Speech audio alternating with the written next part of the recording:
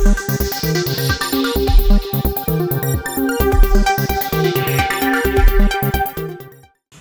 आप देख रहे हैं वॉइस ऑफ उत्तराखंड और मैं हूं आपके साथ मयंक गौड़। वक्त हो गया है दिन भर की बड़ी खबरों का। सबसे पहले एक नजर हेडलाइंस पर। मुख्यमंत्री पुष्कर सिंह धामी ने किया अखिल भारतीय पुलिस तीरंदाजी का शुभारंभ। देश भर के खिलाड़ियों ने किया प्रतिभाग। जीआरपी रेलवे ने की यात्री सुरक्षा जागरूकता सप्ताह की शुरुआत। रेलवे पुलिस उप महानिरीक्षक ने कहा, यात्रियों की सुरक्षा से संबंधित बढ़ाए जाएंगे कदम।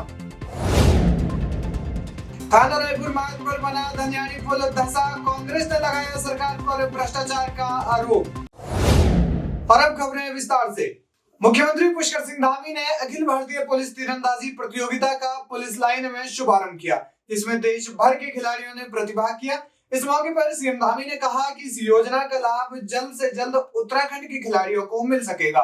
डीजीपी अशोक कुमार ने कहा कि खेल कोटे की शुरुआत से उत्तराखंड के खिलाड़ी पुलिस में भर्ती हो सकेंगे, जिससे राज्य का नाम रोशन होगा। मैं सबसे पहले तो क्योंकि तीरंदाजी प्रतियोगिता द्रोण की नगरी देहरादून में आयोजित हो रही है, इसमें पूरे देश भर से पधारे सभी पुलिस के जवान खिलाड़ी सबका मैं यहाँ पर उत्तराखंड देवभूमि पधारने पर सबका हार्दिक स्वागत करता हूँ, अभिनंदन करता हूँ। और ये हमारे लिए बहुत गौरव की बात है कि महान धनुर्धर विद्या के गुरु द्रोण की तपस्थली में, क्योंकि ये धनुर्विद्या पुराने समय में और आज तीरंदाजी के नाम से सब जानते हैं, यहाँ पर हो रही है और राष्ट्रीय प्रतियोगिता हो रही है। निश्चित रूप से इस प्रतियोगिता के माध्यम से हमारे सभी खिलाड़ियों को खेलों के प्रति एक जो उनकी स्पोर्ट्समैन स्पिरिट है उसको बढ़ाने का भी अवसर मिलेगा, अपना प्रदर्शन करने का भी अवसर मिलेगा।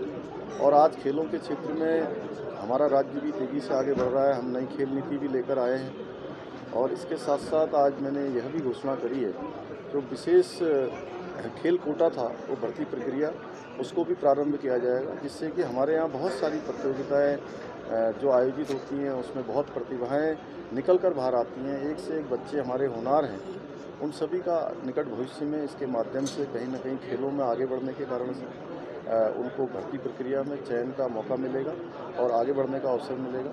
इसके साथ साथ उनके जीवन में स्थिरता भी आएगी। मैं आज इस अवसर पर सबको शुभकामनाएं देता हूँ, आयोजन समिति को बधाई देता हूँ। खबर देहरादून से है, जहां जीआरपी रेलवे ने यात्री सुरक्षा जागरूकता सप्ताह की शुरुआत देहरादून रेलवे स्टेशन से की। पुलिस उप महानिरीक्षक रेलवे पी रेणुका ने बताया कि यात्री सुरक्षा को लेकर रेल यात्रियों के बीच उत्तराखंड पुलिस जीआरपी द्वारा समस्त जीआरपी पुलिस थानों एवं चौकियों में यात्री सुरक्षा सप्ताह की शुरुआत की गई है। खबर देहरादून से है, जहां थानो रायपुर मार्ग पर बना धनियाड़ी पुल धंसने लगा है, जिस कारण भारी वाहनों की आवाजाही पुल पर बंद कर दी गई है। और आज इसी को लेकर कांग्रेस ने पुल पर सरकार का पुतला फूंकते हुए भ्रष्टाचार के गंभीर आरोप लगाए कि पूर्व मुख्यमंत्री त्रिवेंद्र रावत जी द्वारा और वर्तमान विधायक और इस सरकार द्वारा डोईवाला विधानसभा को एक आदर्श विधानसभा का दर्जा दिया गया था और ये कहा गया था कि बहुत सारा विकास कार्य इस विधानसभा में हुआ है। आप देख सकते हैं कि ये तो एकमात्र उदाहरण है धनियाड़ी पुल। इस रोड पे जितने भी पुल बने हैं सब में खराबी आ रखी है, सब टूट रखे हैं। चाहे पीछे का पुल तो धंस ही गया था जो अपना सॉन्ग पे बना हुआ है। अब धनियाड़ी वाले पुल की स्थिति आपके आगे है। आगे बड़ासी ग्रांट का पुल है वो भी ढहने को तैयार है। तो जितना बड़ा भ्रष्टाचार इस डोईवाला विधानसभा में इस भाजपा सरकार द्वारा किया गया है, मैं समझता हूँ इनके खिलाफ, इनके नेताओं के खिलाफ भी कार्रवाई होनी चाहिए। और कौन आदमी है जिसने उन अधिकारियों को जो सस्पेंड हुए थे उनको क्लीन चिट दी, उसकी भी जाँच होकर उस पर कार्रवाई होनी चाहिए। प्रदेश के पहाड़ी इलाकों में ठंड बढ़ने लगी है। ऐसे में गरीब और जरूरतमंदों को गर्म कपड़े मुहैया कराने के लिए अल्मोड़ा में आमा की अलमारी शुरू हुई। आमा की अलमारी में रखे कपड़ों को जरूरतमंद सीधे ले सकते हैं। अल्मोड़ा के टैक्सी तिराहे पर बनाई गई आमा की अलमारी में दानदाता कपड़े रख सकते हैं, जिन्हें जरूरतमंद वहां से लेकर इस्तेमाल कर सकेंगे। ऐसा माना जाता है कि आमा की जो बक्सा होता है ना, या आमा की अलमारी कभी खाली नहीं रहती और दुनिया का सबसे बड़ा बैंक होता है आमा का बैंक। कभी भी बुरे वक्त पे आने पे वहाँ से कुछ न कुछ पैसे जरूर निकलते थे, वही कॉन्सेप्ट है। दूसरी बात है कि अम्मा के घर में उनके बच्चों में न कोई बड़ा होता है न कोई छोटा होता है, न देने वाला बड़ा है न लेने वाला छोटा है। इसमें एक बेटे का सामान, एक बेटी का सामान दूसरे बेटे और बेटी को जा रहा है, इसलिए हमने इसका कॉन्सेप्ट लगा रखा है। और क्योंकि इस समय जाड़े का मौसम शुरू हो चुका है, हमारे कई लोग ऐसे हैं जिनके पास वस्त्र नहीं है, उन्हें वस्त्र नहीं है, कई बच्चे हैं जो कि उनके पास दिक्कतें होती हैं, तो जिनके पास ज़्यादा है वो यहाँ रख जाएंगे और जिनके पास कम है वो आवश्यकता है वो यहाँ से लेकर के जाएंगे। साथ ही इसको हम इसमें कुछ एक डिब्बा भी रखेंगे जिसमें कि लोगों के पास दवाइयाँ पड़ी रहती हैं जो कि एक्सपायरी डेट हो जाती हैं, ख़राब हो जाती हैं, उनको समझ में नहीं आता वो क्या करें, वैसे भी रखने का प्रयास करेंगे हम लोग। और इसके लिए हम लोग जो नज़दीकी जो हॉस्पिटल्स हैं उनसे तालमेल बिठाएंगे ताकि वहाँ तक वो दवाइयाँ चली जाएँ और ज़रूरतमंद को पहुँच जाए।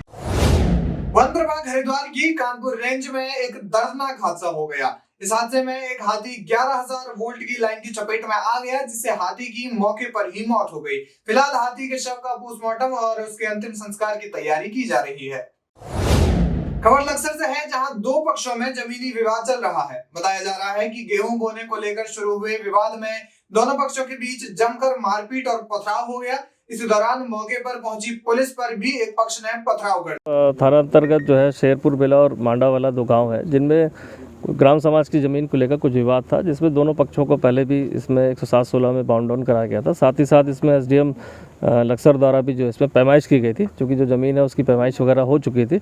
आज दोनों पक्षों के काफ़ी लोग 100-150 लोग इकट्ठा हुए थे और इसके बाद उसमें कोई विवाद की स्थिति उत्पन्न हो रही थी। सूचना पर सब इंस्पेक्टर और चीता वालों को भेजा गया था और चूँकि विवाद ना बढ़े, दोनों पक्षों में झगड़ा ना हो, इसलिए यहाँ के जो प्रधान है उनको बोला गया था लेकर कि आप थाने चले, वहीं पर विवाद के बारे में बात की जाए। लेकिन इससे आक्रोशित होकर और वहाँ पर कुछ लोगों ने जो है एक राय होकर पुलिस को पथराव किया और गाड़ी में तोड़फोड़ करी है, जिस पर मुकदमा दर्ज किया जा रहा है। साथ ही साथ इस विवाद को देखते हुए चूँकि ये अवैध कब्जे को लेकर कहीं ना कहीं बात आ रही है और दो गांवों के बीच में तनाव बना हुआ है, तो इसमें जो भी लोग इसमें शामिल होंगे उन पर सख्त से सख्त कार्रवाई की जाएगी।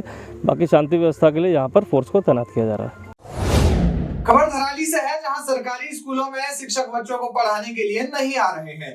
बच्चे धूप में बैठकर बस मस्ती कर रहे हैं। बच्चों के अभिभावकों ने विद्यालय प्रशासन से मामले में कई बार शिकायत भी की। बच्चों का कहना है कि कई बार शिक्षक क्लास में पढ़ाने ही नहीं आते। यहाँ पे 5 टीचर हैं और 2 LT में रिक्त हैं पद, इंग्लिश और मैथ्स में, और इंटर में 3 पद रिक्त हैं, इकोनॉमिक्स में, पॉलिटिक्स में और ज्योग्राफी में। बाकी यहाँ पे 3 गेस्ट टीचर रखे हैं हमने और 5 टीचर परमानेंट हैं। ऐसा कुछ भी नहीं है। आज यहाँ पे BTC की मीटिंग है और इस वजह से बच्चों को काफ़ी अरेंजमेंट भी करना पड़ा है और यहाँ पे हमारे पास अच्छी कक्षाएँ न होने के बावजूद इसलिए हमने बच्चों को बाहर बिठा रखा है। खबर कालाडूंगी से है, जहां ग्राम पंचायत स्यात में सरकारी जमीन में बिल्डर द्वारा अवैध तरीके से अतिक्रमण किया गया, जिसके लिए क्षेत्र पंचायत संगठन के जिला अध्यक्ष गंगा सिंह सामंत ने कुमाऊं कमिश्नर दीपक रावत को ज्ञापन सौंपा है, जिसमें शिकायतकर्ताओं का कहना है कि एक व्यक्ति ने वन पंचायत की भूमि पर कब्जा कर उसमें भवन निर्माण कर लिया, जिसमें शिकायतकर्ताओं की मांग है कि अवैध अतिक्रमण से बनी हुई बिल्डिंग प्रशासन द्वारा जल्द से जल्द ध्वस्त की जाए। ग्रामवासी मुझे मिले और उनकी 2 शिकायतें थी। एक तो शिकायत आपकी एक पर्टिकुलर रिसोर्ट के विरुद्ध थी। उनका कहना था कि इसमें कुछ ज़मीन है वन पंचायत की जिस पे अतिक्रमण हुआ है और उसमें अभी कोई कार्रवाई नहीं की गई, और ये नैनीताल तहसील का गांव है। तो इसमें मैंने 24 तारीख को दिसंबर में सभी पक्षों को बुलाया है कि इसमें अगर अतिक्रमण हुआ है तो अभी तक इसको खाली करने के लिए क्या कार्रवाई हुई है, यदि कार्रवाई हो गई है तो कब तक पूरी हो जाएगी। खबर थराली से है, जहां विकासखंड देवाल के जनप्रतिनिधियों ने देवाल के विभिन्न गांवों में विद्युतीकरण में हुई अनियमितता में घोटाले का अंदेशा जताते हुए उप जिलाधिकारी थराली के माध्यम से मुख्यमंत्री को ज्ञापन भेजते हुए घोटाले की उच्च स्तरीय जांच की मांग की है। इससे पूर्व पंचायत के सदस्यों ने देवाल बाजार में विद्युत विभाग के खिलाफ जमकर नारेबाजी करते हुए विभागीय अधिकारियों का पुतला दहन किया। इस बुलेटिन में फिलहाल इतना ही। उत्तराखंड की तमाम बड़ी अपडेट्स के लिए आप बने रहिए हमारे साथ, देखते रहिए वॉइस ऑफ उत्तराखंड। धन्यवाद।